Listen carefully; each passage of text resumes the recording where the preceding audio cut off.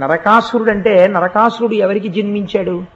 ఆదివరాహమూర్తికి భూదేవికి కలిసి జన్మించాడు. అంటే ప్రకృతి పురుషుల యొక్క సంయోగ ఫలితమే నరకాసురుడు.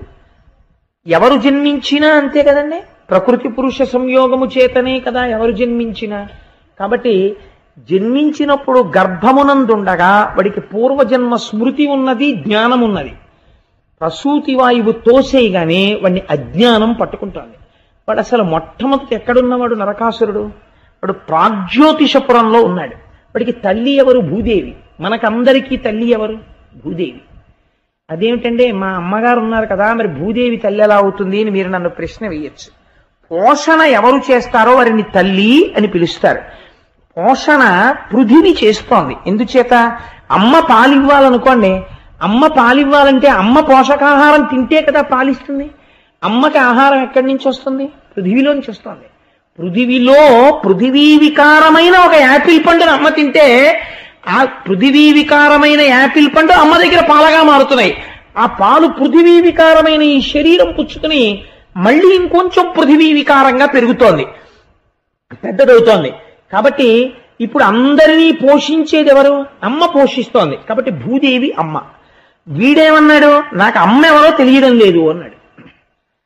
కాబట్టి దేన్ని వదిలిపెట్టాడు? ప్రాగ్జ్యోతిషపురాన్ని విడిచిపెట్టి వాడు మాహిష్మతీపురంలో ఎక్కువ గడుపుతూ ఉండేవాడు.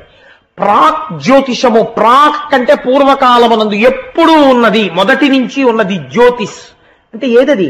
ఇక్కడే ఉన్నటువంటి ఆత్మవస్తువు. ఈ ఆత్మవస్తువుని తెలుసుకోవడానికే మనం ఇందులోకి వచ్చాం. ఇందులో ఉండి ఈశ్వరుని యొక్క అనుగ్రహాన్ని పొందడానికి, ఈశ్వర దర్శనమును పొందడానికి ఇందులోకి వచ్చాం. కానీ ఇందులోకి రాగానే వాడు ఏం చేశాడు? ప్రాగ్జ్యోతిషపురానికి దూరంగా ఉండడం మొదలుపెట్టాడు. మాహిష్మతీపురానికి వెళ్ళాడు. మాహిష్మతి అంటే మహిష ప్రకృతి, దున్నపోతు యొక్క లక్షణం. ఏమిటది? ముగ్గురి వల్ల వచ్చింది. ముగ్గురు స్నేహితుల్ని పట్టుకున్నాడు. ఎవరు వాళ్ళు అంటే అదిగో ఆ మురాసురుడు అనబడేటటువంటి వాడు, నిశుంభుడు అన్నవాడు, హైగ్రీవుడు అన్నవాడు. సత్వ రజస్తమో గుణములు అనేటటువంటి 3 గుణములతో స్నేహాన్ని ఏర్పాటు చేసుకున్నాడు. ఎప్పుడు ఈ 3 గుణాలలో తిరుగుతున్నాడు. ప్రాగ్జ్యోతిషపురం నుంచి మాహిష్మతీపురానికి వచ్చేసాడు. ఇప్పుడు వీడేం కోరుకున్నాడు? చతుర్ముఖ బ్రహ్మగారి గురించి తపస్సు చేశాడు.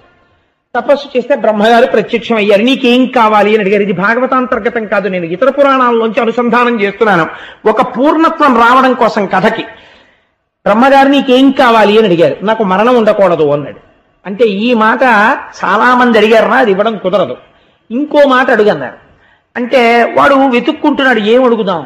బ్రహ్మగారు అన్నారు, ఒక భయం నీకు లేదుగా, అమ్మ చేతిలో